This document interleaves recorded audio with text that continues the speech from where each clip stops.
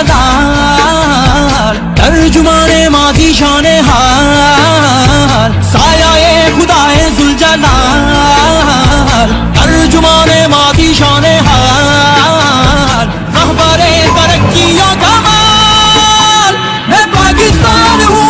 मैं पाकिस्तान हूँ, मैं जिंदाबाद हूँ, मैं जिंदाबाद हूँ।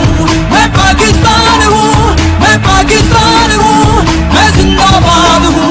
मैं जिंदाबाद हूँ।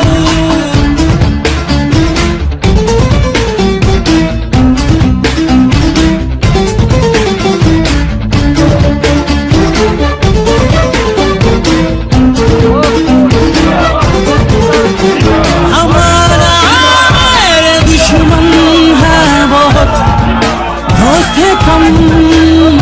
हमारा मेरे अपनों ने किए ऐसी आर्टिकल 6 यानी संगीन गद्दारी निजाम की लगाई वो 50 डालने लगे यो मुहिब्बत जनरल बने मुंतज़ारी जिदी फैसले सरा जमुना इदारों को मंच के लिए टकराव खतरा मंगा 22 की वो आवाम से कमी तासुले देर वाला क्यों चीज मंगा अल्लाह से आया हूँ और नदीर वतन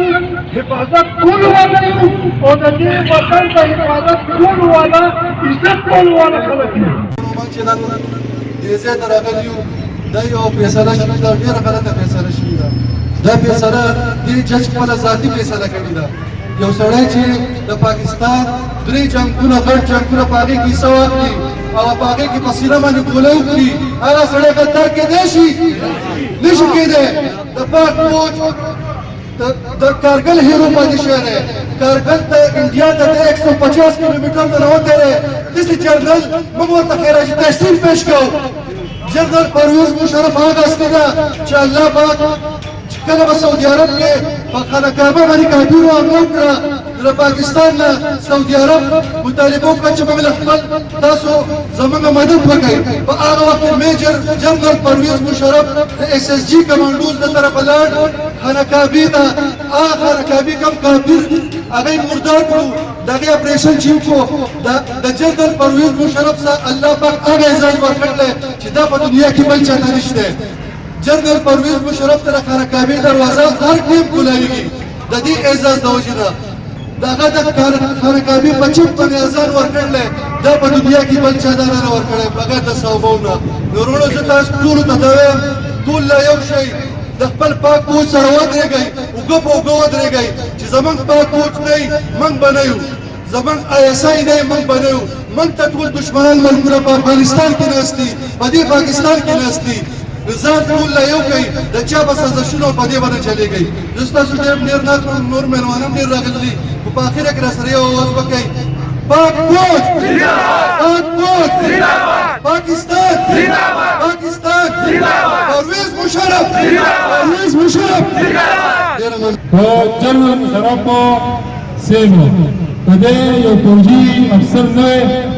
او د یو ساده سړی نن به زموږ په پاکستان کې دومره دغه نه جوړوي او د قوم ته به دومره خفګان نه جوړوي زموږ د عدالتونو د وکیلانو د ادارو نه ګیله نشته دا زموږ ټول یو ادارې دي زموږ یو راغلی زموږ صرف د یو سړي نه ګیله ده چې هغه دغه یو جج دی او هغه جج چې دی په خپل یو فیصله ورکړله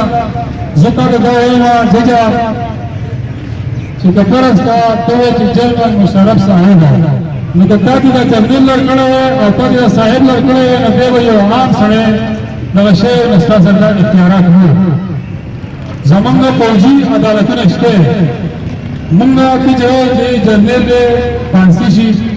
او بیا یې که دی مړ شو نو بیا دې په دې چوک کې 3 ورځې دی هلته کې لټکان کړي نو لکه دا خو په یوه علاقه کې په یو مذهب کې په یو قانون کې دا نشته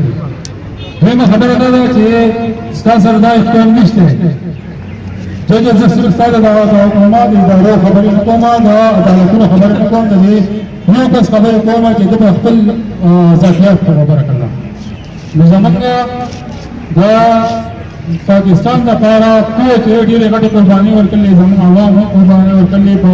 ته چې دی بغیر زموږ د عوامو نه نشي چلېدلی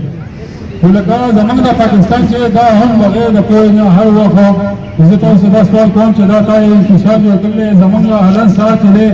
په بارډرو باندې زموږ فوجیان پراته دي هغو دغه دی نو ته یو انتشار یې جوړ کړلی دا خپله فیصله چې دا فوراً واخله زه دې نورو عدالتونو ته وایم چې ساده سړی کوي جرنیل کا لڑکا اور صاحب کا لڑکا صرف پرویز مشرف یې کار بیا ستاسو اختیار شته او که ته د واقعیانو زموږ د ټولو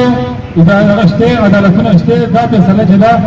به تا هغه ته وړاندې کړل او تاسو د عدالتونو مشوره کړله نو زموږ قوم ډېر زیات خفه دی موږ د